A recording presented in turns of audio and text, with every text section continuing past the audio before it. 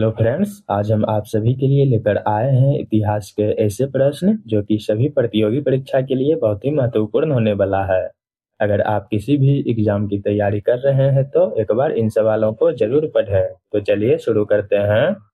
1857 की क्रांति में झांसी का नेतृत्व किसने किया? तो 1857 की क्रांति में झांसी का नेतृत्व रानी लक्ष्मीबाई ने किया था। आपका करेक्ट आंसर हो जाएगा ऑप्शन बी। अगला सवाल है, जहांगीर के समय किस चित्रकला का उत्कर्ष हुआ? तो जहांगीर के समय मुगल चित्रकला का उत्कर्ष हुआ था।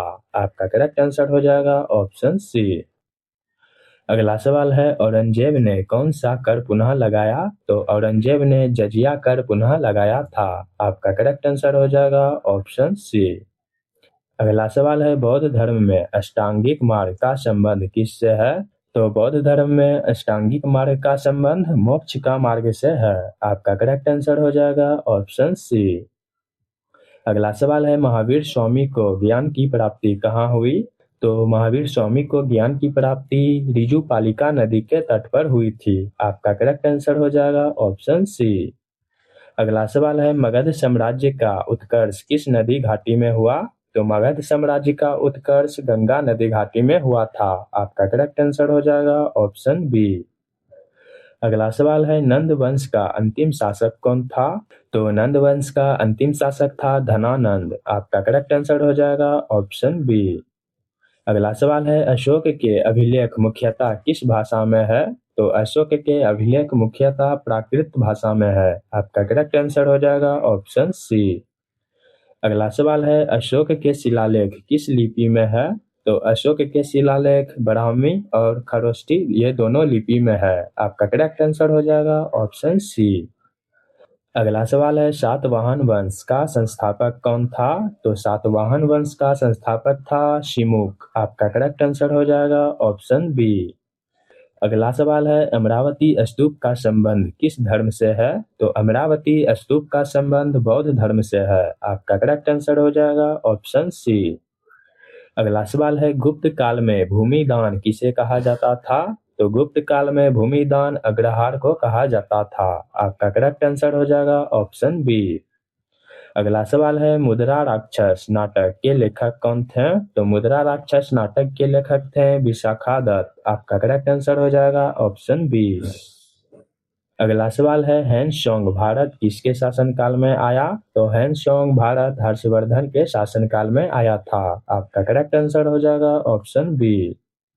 अगला सवाल है, चालुक्य वंश की राजधानी क्या थी? तो चालुक्य वंश की राजधानी थी बादामी। आपका करेक्ट आंसर हो जाएगा ऑप्शन ए। अगला सवाल है, राजपूत काल में सामंतवाद का अर्थ क्या था? तो राजपूत काल में सामंतवाद का अर्थ था जागीर आधारित शासन। आपका करेक्ट आंसर हो जाएगा ऑप्शन सी। अगला सवाल है, पृथ्वीराज चौहान की राजधानी क्या थी? तो पृथ्वीराज चौहान की राजधानी थी अजमेर। आपका करेक्ट आंसर हो जाएगा ऑप्शन बी। अगला सवाल है, गुलाम वंश का वास्तविक संस्थापक कौन माना जाता है? तो गुलाम वंश का वास्तविक संस्थापक माना जाता है इल्तुतमिश। आपका करेक्ट आंसर हो जाएगा ऑप्शन बी। अगला सवाल है, लौह स्तंभ किस शासक से संबंधित है? तो लौह स्तंभ चंद्रगुप्त द्वितीय शासक से संबंधित है। आपका करेक्ट आंसर हो जाएगा ऑप्शन सी। अगला सवाल है, खिलजी वंश का संस्थापक कौन था? तो खिलजी वंश का संस्थापक था जलालुद्दीन खिलजी। आपका करेक्ट आंसर हो जाएगा ऑप्शन बी।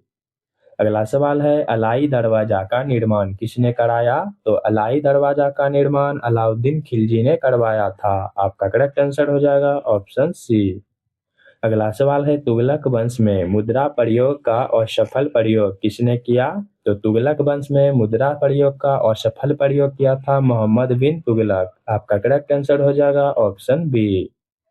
अगला सवाल है, विजयनगर साम्राज्य में अमरा नायक व्यवस्था किससे संबंधित थी? तो विजयनगर साम्राज्य में अमरा नायक व्यवस्था भूमि राजस्व से संबंधित थी। आपका करेक्ट आंसर हो जाएगा ऑप्शन सी। अगला सवाल है, कृष्ण देव राय किस वंश से थे? तो कृष्ण देव राय तुलुव वंश से थे। आपका करेक्ट आंसर हो जाएगा ऑप्शन सी। अगला सवाल है, अष्टप्रधान परिषद किससे संबंधित है? तो अष्टप्रधान परिषद मराठा से संबंधित है। आपका करेक्ट आंसर हो जाएगा ऑप्शन बी। अगर वीडियो पसंद आई हो तो लाइक कीजिए, चैनल को सब्सक्राइब कीजिए। मिलते हैं अगले वीडियो में। धन्यवाद।